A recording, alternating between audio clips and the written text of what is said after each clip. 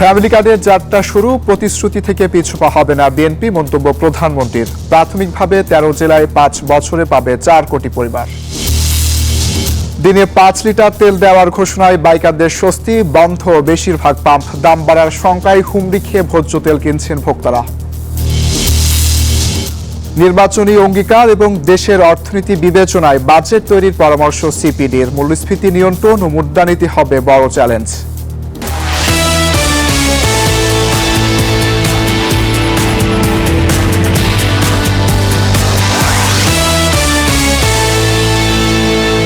স্বাগত Pubali bank PLC business টাইমে, সাথে আছি শাহরিয়ার অঙ্কুর। দেখছিলেন সংবাদ শিরোনামগুলো। বিএনপির নির্বাচনী প্রতিশ্রুতি পূরণের যাত্রা শুরু, উদ্বোধন হলো ফ্যামিলি কার্ড বিতরণ কর্মসূচি।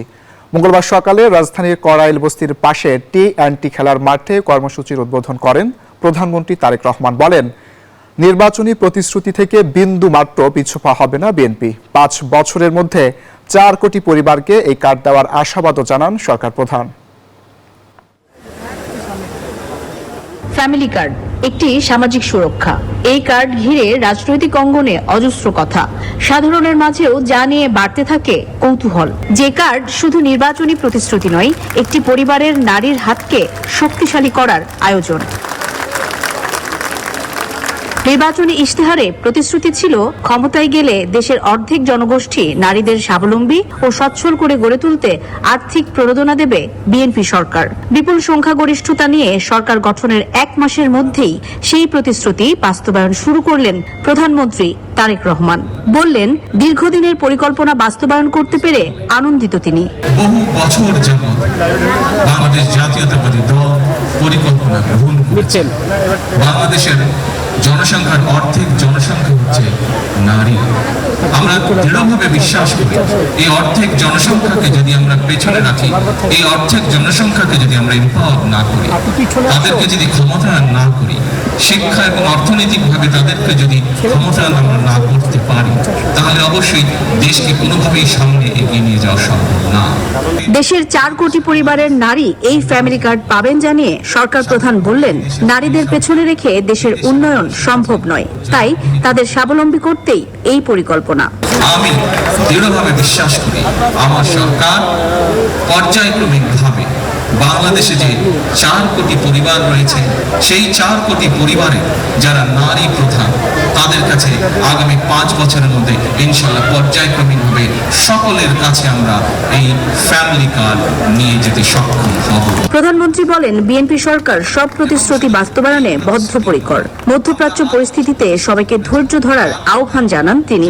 বলেন, আগামী মাসের মধ্যেই কৃষক কার্ডও তুলে দিবেন প্রান্তিক কৃষকদের হাতে।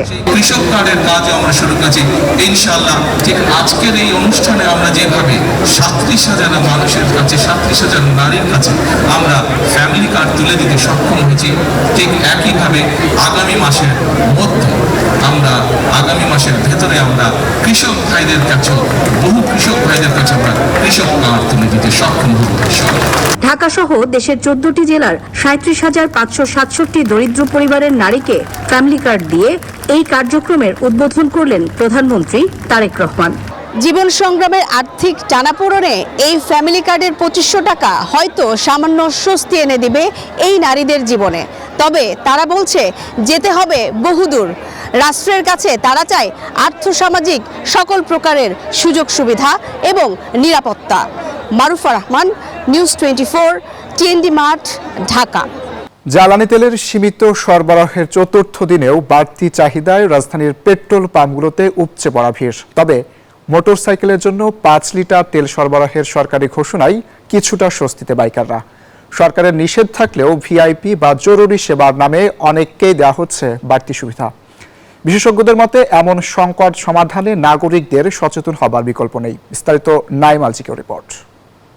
আমি এখন পাম্পে এসে শুনলাম তেল 5 লিটার দিবে, আমার যে কি শান্তি লাগছে! ও গাড়িটা কিনে এত শান্তি পাইছি না আমি R15 ভার্সন 4।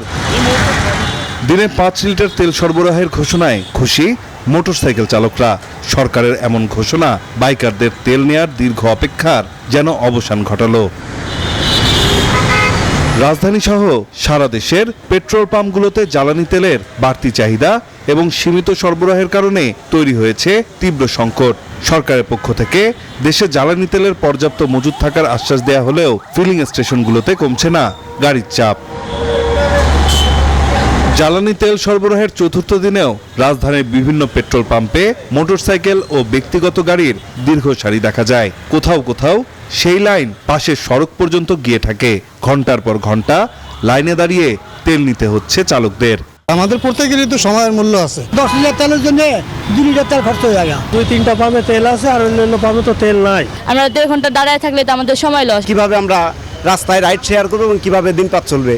এদিকে কিছু ফিলিং স্টেশনে ভিআইপির নামে অনৈতিক সুবিধা দেওয়ার অভিযোগও উঠছে। আবার বোতলে করে তেল নিয়ে যেতে দেখা গেছে আইন শৃঙ্খলা বাহিনীর সদস্যদেরও। অনেক জায়গায় তেল সরবরাহে মানা হচ্ছে না বিল দেয়ার বা দেখার সরকারি বাধ্যবাধকতা। ফলে একজন ব্যক্তি একাধিক পাম্প থেকে তেল নিতে পারছেন বলেও অভিযোগ রয়েছে। আমি একবার তেল ঢুকালাম, আমি আরেকটা পাম্পে গেলাম, তখন মনিটরিং করে কি পাবে আমার থেকে? আমার স্টেশনে যদি নিয়ে যদি পিছিয়ে দাঁড়ায় তাতে আমি চেয়ারে মনে রাখবো না। রিসিট দেওয়া হচ্ছে, তো আমরা বলি ওনারা যারা নেয় না তারা তো আমরা আসলে জোর করে দিতে পারি না। আমাদের এখানে তো ভাই এটা সরকারি পাম্প, আপনারা জানেন মনে হয়। আমাদের কিছু ক্রেডিট কাস্টমার আছে, সুপ্রিম কোর্ট, হাইকোর্ট, তারপরে এনএসআই, তারা নেয়। জ্বালানি বিশেষজ্ঞরা বলছেন বৈশ্বিক সংকটের প্রভাব থেকে পুরোপুরি মুক্ত থাকা কঠিন। তবে সংকট মোকাবিলায় সরকারের পাশাপাশি জনগণের সচেতনতা এবং সঠিক ব্যবস্থাপনার বিকল্প নেই। বাঙালি জাতি যত যাই বলেন নিঃস্বার্থ আত্মত্যাগ করে একটা দেশ আমরা স্বাধীন করেছি, সুতরাং সকলের মধ্যেই একটা সহযোগিতার ভাব আছে, বা সেই হিসাবে কিন্তু এটা আমার মনে হয় সকলের করণীয় যে আমার যতটুকু দরকার আমি নিলাম, অন্যের স্বার্থটা আমি দেখলাম। জ্বালানি সরবরাহ স্বাভাবিক করতে কার্যকর নজরদারি ও সমন্বিত উদ্যোগের ওপরই এখন জোর দিচ্ছেন সংশ্লিষ্টরা। নাইম আলচিকো, নিউজ 24, ঢাকা। নির্বাচনী অঙ্গীকার বাস্তবায়ন এবং দেশের সামষ্টিক অর্থনীতি বিবেচনায় 2026-27 অর্থবছরের বাজেটে বাস্তবসম্মত রাজস্ব আদায়ের লক্ষ্যমাত্রা নির্ধারণের সুপারিশ করেছে সিপিডি। আগামী বাজেটের সুপারিশমালা নিয়ে করা সংবাদ সম্মেলনে সংস্থাটি বলছে, উচ্চ মূল্যস্ফীতি নিয়ন্ত্রণ ও মুদ্রানীতি সমন্বয় করা হবে সরকারের বড় চ্যালেঞ্জ। একই সঙ্গে সামাজিক সুরক্ষা নিশ্চিত করা, বিনিয়োগে আস্থা ফেরানো এবং জ্বালানি নিরাপত্তার উপর জোর দেয় সিপিডি। আর এই ছিল পূবালী ব্যাংক পিএলসি বিজনেস টাইমে। এতক্ষণ সাথে থাকার জন্য ধন্যবাদ সবাইকে।